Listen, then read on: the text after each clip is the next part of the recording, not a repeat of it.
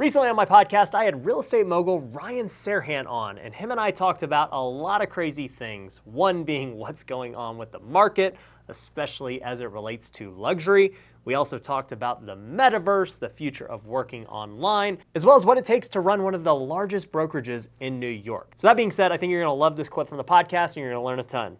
Let's talk about numbers. Last year you guys did over $1 billion in sales. Yep. And, you guys are just crushing it in, many different ways. But something everybody is concerned about right now is the market. Yep. So for me, I always try to look at data and say, this is what's actually happening versus what the media or people say. Like, what do you see the data telling you with the market?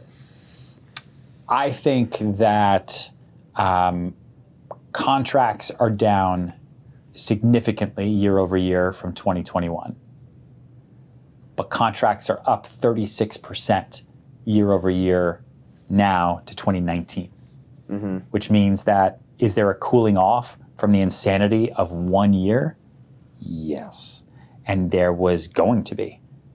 It had to be. Yeah. Right? 2021 was a year unlike any of us have ever seen because we got a vaccine, right?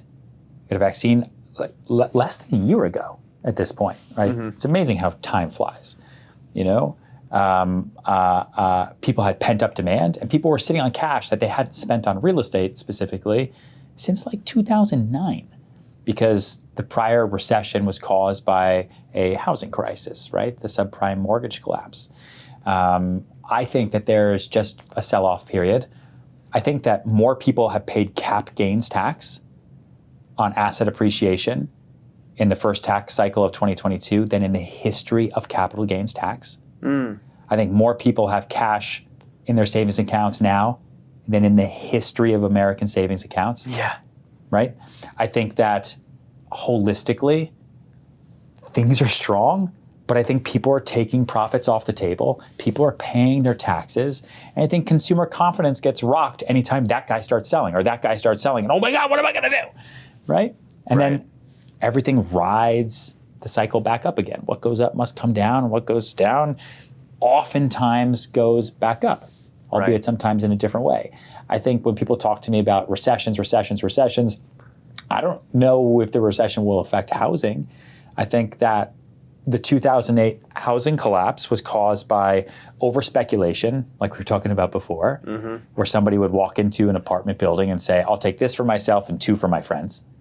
Right. That can't happen now because no one can afford it. No one would be able to get loans. Right. You have regulation that came in after 2008 that stopped then predatory lending, which was the other thing that caused the Great Recession. Right. And you don't have predatory lending anymore. You know how hard it is to still get a loan?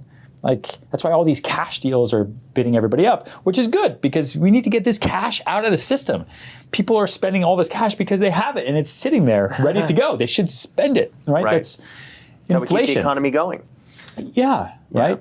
And now with interest rates going up, we'll see what happens. We will see what happens, but it has definitely changed the game. It's funny because, you were telling me earlier before we got on show that, real estate's always going to be driven locally, right? And so, you hear about something happening in this city, but, it's not happening in this city. Yeah. You hear about, you're doing a lot of luxury stuff, and it's like, okay, the luxury buyer is going to be different than the entry-level buyer, the middle-class buyer.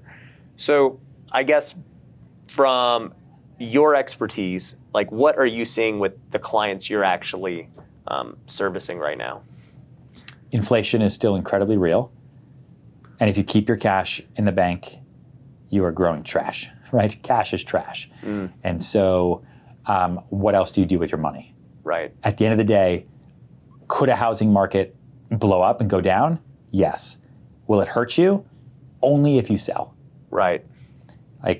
You could hold a Bored Ape, you could hold a CryptoPunk, you could hold a Naughty Nancy or whatever the fuck all these things are, right? You could hold any NFTs that have no utility. You could buy crypto, buy into the stock market, and sure.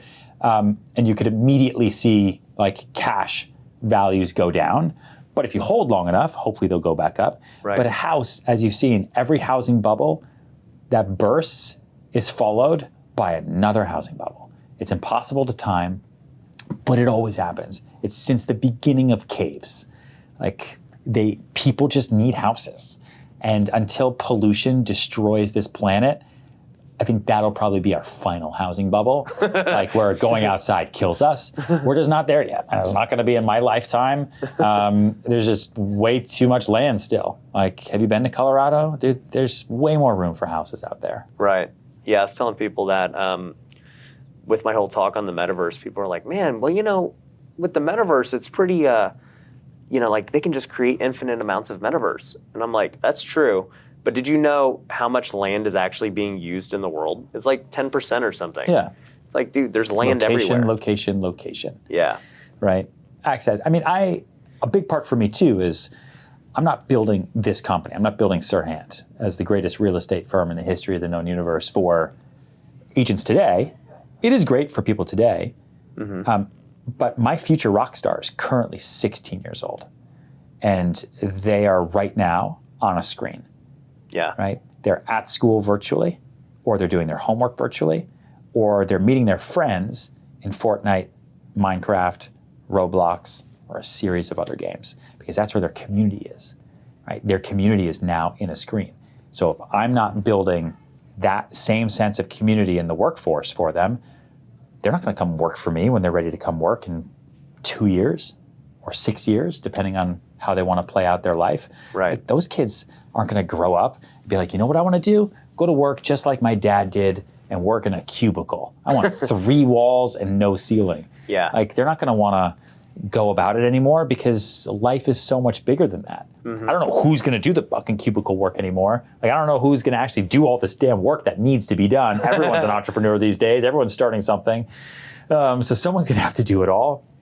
But like, that's who we are creating for. Well, I think too, like right now we got our guys filming. I think Hey guys. Hey guys. So I think they're both entrepreneurial minded, and many of my employees are entrepreneurial minded. But I think it also goes back to having the autonomy to not be like, yep, you're in the 9-to-5 cubicle, and that's all you do. Whereas like, just walking through what you guys got going on here, Puma was telling me, he's like, yeah, like there'll be a new wave of agents in here 2 hours from now, right? Yeah. They come in, they come out, they do their thing. Some people work from home, but in the end, we still have this culture and this community here, even though they may not be here 9 to 5 every weekday. And, you still get to feel like you're a part of everything. And so that's kind of what I've tried to create in Vegas, where it's like, yeah, we all got a job, and, at the end of the day, as long as you do what you need to do for the company, it doesn't matter to me what it looks like. Sure. And I think that, like you said, COVID and everything else has kind of pushed all of that forward. And now it's like, man, that's the norm. How do we adapt to that? Yeah. I think it depends on the business, right? It is hard to train new employees if you're doing it totally virtually. It's hard to have culture if you're just at home and everybody else is there. Like our education business, I think the staff now is like 22 or something like that, full time, right? Yep. 1/3 of that staff is in New York. 2/3 are scattered around the country. Mm-hmm. So when we have our weekly meetings, first thing we do is get the Zoom screen up, because that's where the majority of the team is, right? They're scattered. I mean, they're like Maine, Alabama, Florida, Colorado, lots in Texas, California. They're all over the place. And there's like a couple of us that are in New York. Like, New York is now the minority, right? Because you have great workers everywhere. Right. And now it enables us to hire people anywhere. Like, I'm not just looking for the smartest, best people for the job in New York, because you might not be the best. I could probably find a better person somewhere else who has a different quality of life. That's the thing I've realized too, and this is also the power of social media, where it's like every time we want to hire somebody, I make a post on social media. We get applicants everywhere. Yeah. And it used to be where I was like, man, dude, I need everyone in Vegas. And sure enough, like our education company, I think we have about 15 employees. Yeah. And same thing, there's like maybe 4 in Vegas. The other 10 are, scattered because they were the best for that position, and we don't really need them in Vegas. Yeah. Thanks for watching that clip from the Ryan Pineda Show. If you want to see the full interview, you can actually find it in the link below. Make sure you also subscribed on both YouTube and Apple Podcast.